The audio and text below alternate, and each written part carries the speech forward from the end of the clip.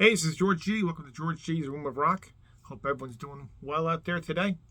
Um, Today we're gonna do my ranking of the Judas Priest studio catalog. So I'm gonna go my least favorite to my favorite, and I got into Judas Priest around, I guess, 1989, 90. My friend Mike had listened to them. He kind of got me into them, but actually the first thing I ever got from was Priest Live, which is their live from the 80s, which was more or less just the greatest hits at the time. So I decided just to get that one. I bought that one actually with Metallica Master of Puppets the same day. Kind of strange, but that's what I did. And anyway, so we're going to go through these. Like I said, some are better than others. The bottom ones are, of course, ones, you know how they work. So we're going to start off here with 18 studio albums to go through. So we're going to start with number 18, which is 2001's Demolition. This is an awful album. It really is. I listened to it recently again, and just to get an idea, and I hate the production on it. I mean, there's a couple good songs on here. Machine Man is okay. One on One is pretty good, and I always like Bloodsucker. And the rest of it, I could just forget about it. It's just terrible.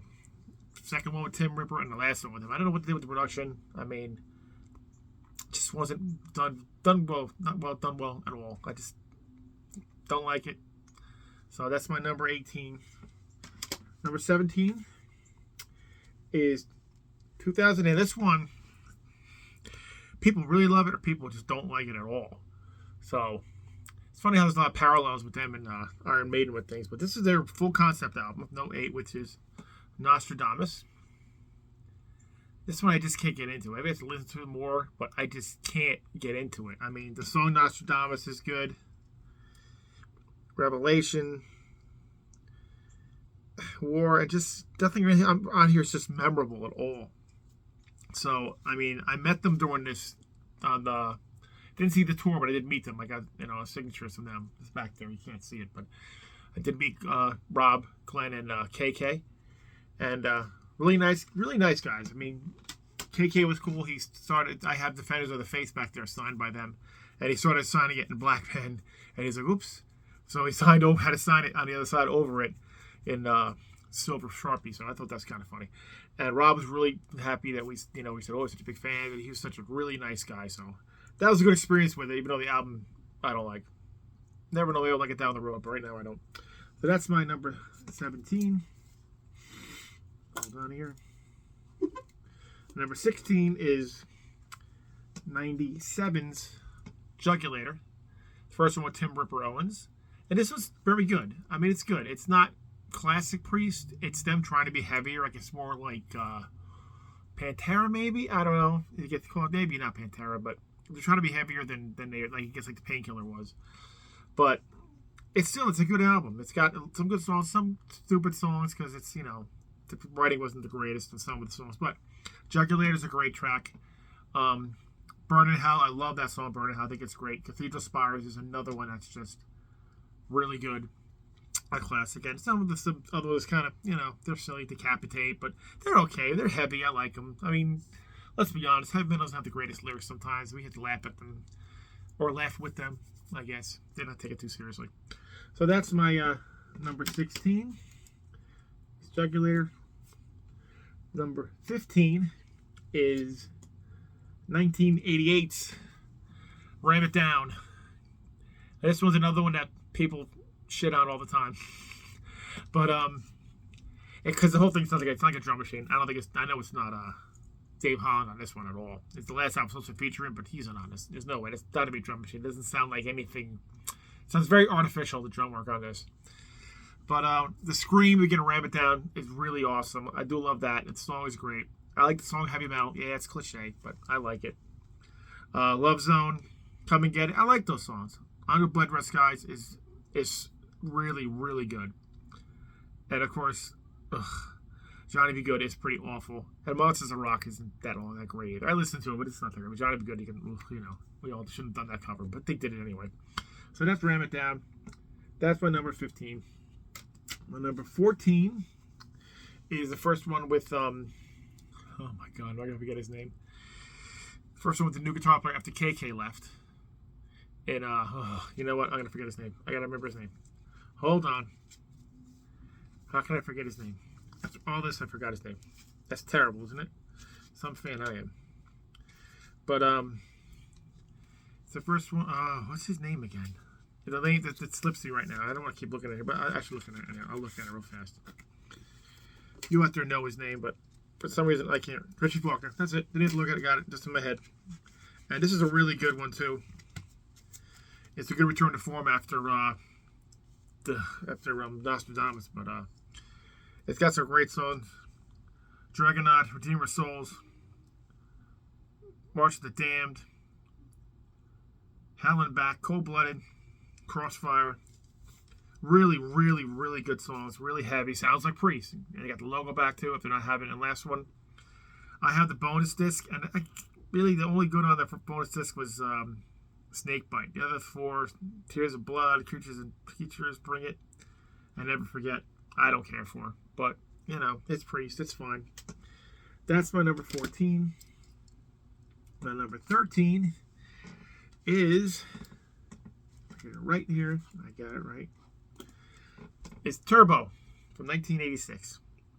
This one, I think people appreciate it more now than they did back then when it came out. People are like, "Oh my God, what did Priest just do?" They jumped on the bandwagon of 80s glam hair metal, which is a terrible term, but that's what they did. And I think people kind of appreciate it a little more now than they did. I mean, Turbo Lover's a great song. Locked In, I like. Private Property, I like. It's silly. Pearl Goddess is another silly one, but it's okay. Rock You All Around the World is great. Reckless is really good. Wild Nights, Hot and Crazy Days, I like that one too. It's silly, it's hair metal, but then I gotta listen to that stuff too. But yeah, Turbo, that's my number 13. Number 12 is the newest one. I hope they have a new one coming out soon, which is Firepower. Fantastic album. Really good. Another with the second one, Richie Faulkner on guitar. And everyone's a good song. I can't even tell you, but they're all good. Such a great thing. I don't know how much Glenn Tipton plays on this. They say he plays on it. I don't know how much because he was really sick with Parkinson's. I feel bad for him for that. I did see them for this tour. I think it was this tour or whatever. They toured with Deep Purple, and it was really good. Glenn did not come out for that one, but I mean, it was really good. And he was, like, the band just did a lot of older songs with this tour too. Did the new ones too, Firepower and what do you call it? Hold on, let me get my glasses again. They didn't do what they did, but they know what they did, Firepower. But the songs are great. Necromancer, Children of the Sun, Lone Wolf, great songs. Really, every song was really good on this. But when I did see him for the tour, it was came up September or August or September, but it was super duper hot out there. And they came out, Rock was out the leather and the jacket, and I'm like, I'm boiling, and this guy's wearing all this leather, and he's not breaking a sweat or whatever. I don't know how he does it. And he's amazing. Rob Halford's still amazing. Great band, and they performed, and they left, and some storm came through and cooled down, and everyone left after Deep Purple came on. But Deep Purple's a good show, too. They should have stayed for that one. Anyway, that's beyond the point. Anyway, that's my number 12. Number 11 is the comeback with Rob Halford, and that's Angel of Retribution. And this one is another really good one. Almost the whole thing is good. I mean, Judas Rising, Deal with the Devil, Revolution, just hold on, I can't see. Demonizer, Wheels of Fire, Hell Rider. Loch Ness is terrible, but the rest of the album is awesome. So you can't go wrong with this. It's really good. And I got the bonus disc. It's got some live stuff from their tour with, I think with Sabbath, but just select songs on that one from the DVD. Normal ones, Breaking the Law, Metal Gods, Touch of Evil, those songs, but the album is great. Love it. That is my number 11. Number 10 is their debut, and the album cover does not look like the album cover that they put out, and it's this one. It's Rolla. People don't like this one either. They said it doesn't sound too much like Priest. Well, they're just starting out, so I like this cover better, actually, than the Coca-Cola looking cover. This is really pretty nice looking cover. I like it. And I like the album. It's good. It's got a certain charm to it. One for the Road. Love Rock and Rolla. One of my favorite songs, believe it or not. Went through Deep Freeze. Never Satisfied is awesome. Dying to Meet You. They're good songs. They really are. It's not what this is. They're beginning of bands. If you listen to Priest in the 80s and just got into the 80s or even now and just listen to this, like, what is this? It's so different, but it's a good solid album. I like rock and roll. So that is my number 10. That's not done. Number 9. Another one people don't like. Maybe appreciate it more, but I like it a lot. I like it's pretty good, and that's 1981's Point of Entry. Like after coming off of British Steel at the time before this, it's going to pale in comparison. It's just the way it is. I mean, they tried a little more commercial with this one, but again, heading out to the highways on this one. Hot Rockin'. Don't Go. I love that one. Desert Plains. I always love Turning Circles. And I always like Troubleshooter. Those are good songs on here. It's really good stuff on this. But yeah, people. I wish I had the other cover. The other cover's got the different one. I like the other cover better that they have, I guess, for the UK version. Is the American version. But yeah, that would be my number 9. Number 8 is 1990's Painkiller. This is a way return to form after what they were doing, I guess, with the last few albums. But Painkiller is really good.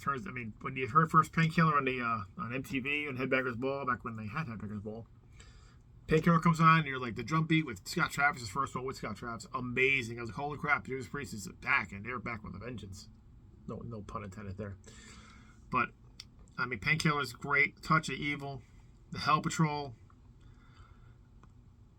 All Guns Blazing, Between the Hammer and the Anvil. Touch of Evil. Stellar stuff. Still with one of their classics to this day. They still play Painkiller. I don't know how they play live, but they play great. It's great. That'd be number 8. Number 7 is one of their most popular ones, and maybe still low on the list for some people, but I like it.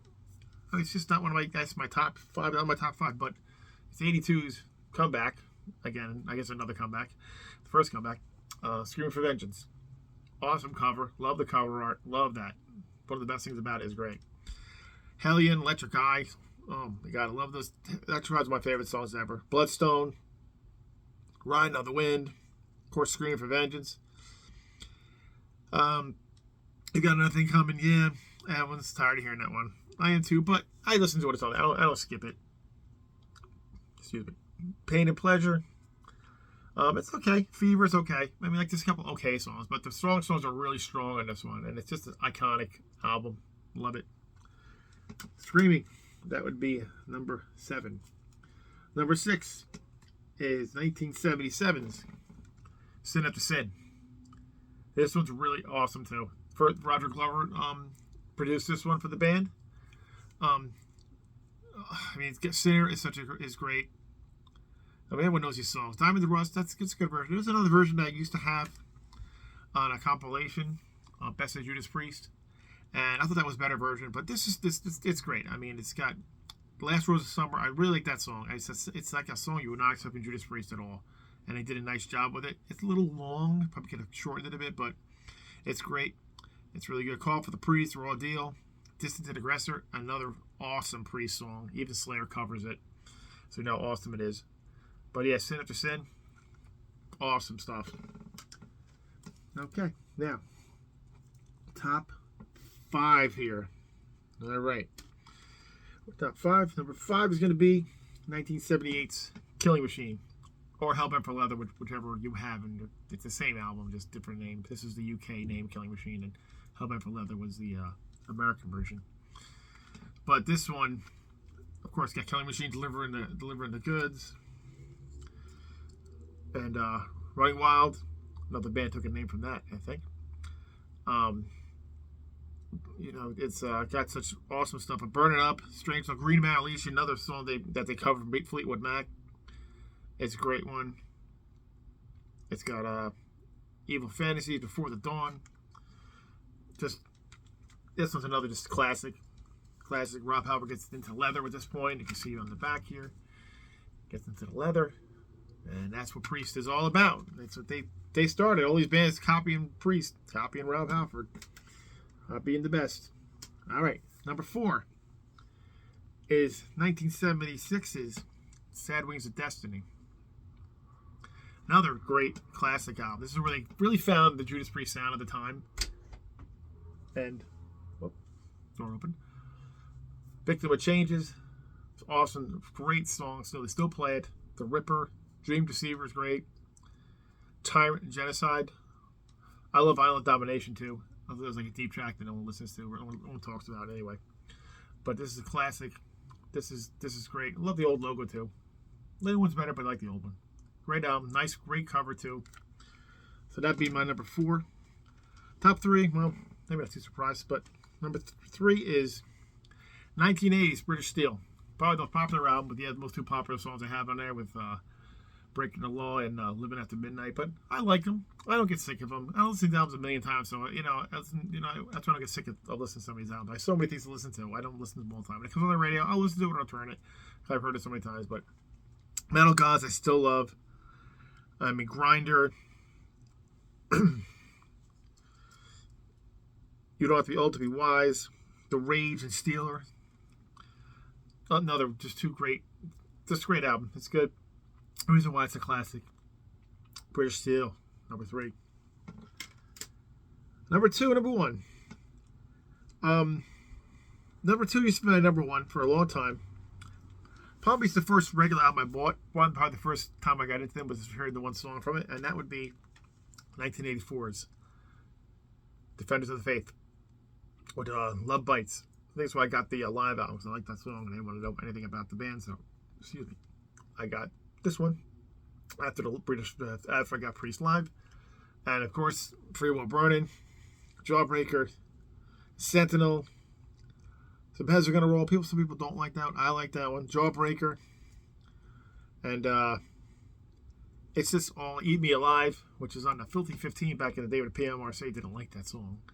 But this was just fantastic. I love this album. This album I got signed. It's on the wall over there. Maybe one day I'll show that. But, yeah, Defenders, number 2. That's a great classic album. I love the artwork in that one, too. That's why I had to sign it. And number 1, that leaves 1, and that is 1978 again. Stained Class. This one never is my favorite one, but I really grew up to just love it. I mean, it's got Exciter, which is like almost speed metal-like. White Heat, Red Hot. Better By You, Better By You, Better By You, Better By Me, which is the song that got them controversy, got them put in court, which is ridiculous.